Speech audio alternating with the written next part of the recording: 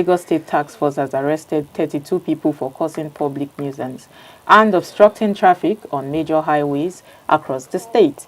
The suspects, described as street urchins known locally as Omotaku, were arrested yesterday during a coordinated enforcement operation on the Island and Mainland following complaints from residents. Areas covered included Apongbon, Yaba, Ojuelegba, Surulere, Lagos Island, and other major corridors. In a statement issued on Monday, the task force said the suspects were illegally stopping vehicles and violating transport and environmental laws.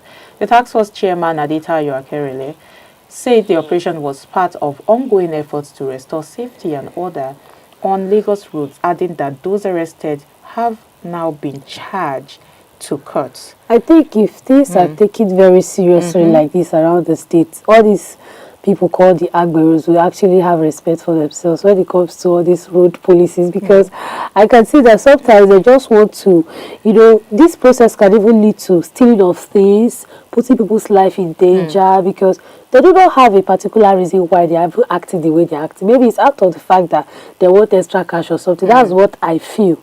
So this stand now that the environmental task force has taken is a very nice one, because if this continues even in other states, I think these people will know that Nigeria now is a serious business. It's a place for a serious business.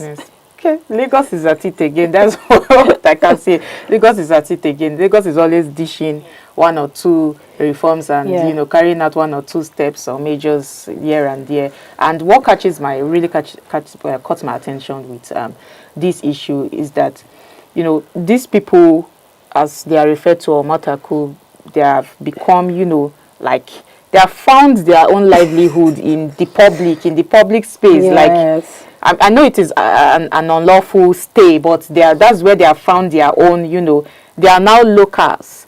Like they have been localized, and they have been there for a while now, for a very long time. I mean, if you go to Lagos, it's almost unsafe to go to some certain places in Lagos because of this. Almost everywhere in Lagos. But then, something I need to state is, first of all, I don't want to romanticize illegality. Yes. But I just want to put it into context, because when what's his name, Adebayo Akerele, when he says that this is about restoring order, I think he's very right.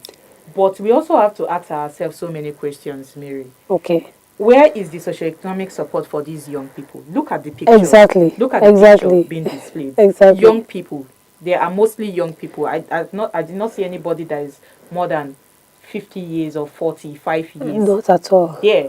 I think the oldest there should be in his 40s, or in her 40s too. Because I'm just asking, are arrest enough? Is it just to arrest them, or don't we think it is time that Lagos began to think about structured rehabilitation programs, how they can, create skill? Because Lagos is Lagos is full of this set of people. Okay. If you talk to some of these people, if you stop to talk to some of these people on the way, and you hear how they speak, and you will be wondering, okay, are you sure everything is okay?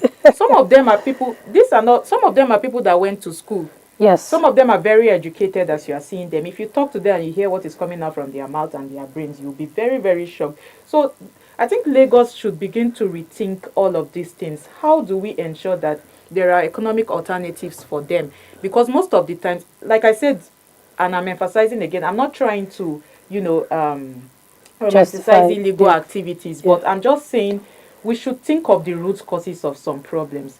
There is no problem without a cause, and there is no problem at the end of the day without a solution. Exactly. So when we think of where these problems are emanating from, we can begin to think of the solutions and long-term solutions. Let's create economic alternatives for them.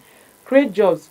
Let them, build their skills. Train them. Why don't we have training hubs, vocational training hubs, skill center stationed around Lagos, where we'll pack some of these people as we are carrying them now, rehabilitate them. Don't just send them. Where are you sending them to? Some of them do not even know where they are coming from. some of them came to Lagos to hustle, and then at the end of the day, there's nothing for them, and then they are left with just hovering around the street.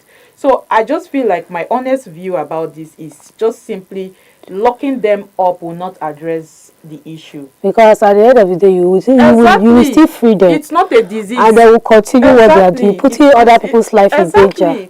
Exactly. It's not a disease that will say, okay, so Lagos might just look, at how they can begin to think of other deeper social interventions around this case. And if not, we'll come back here in 6 months. Which 6 months then? We'll come back here next week and we'll talk about this again. Because there are many, yes, not only the ones I saw, that they are actually very big. Exactly. So when we talk about it, we are looking at enforcement is at one side, but rehabilitation too, and seeing that the rehabilitation is sustainable too is on another side. But then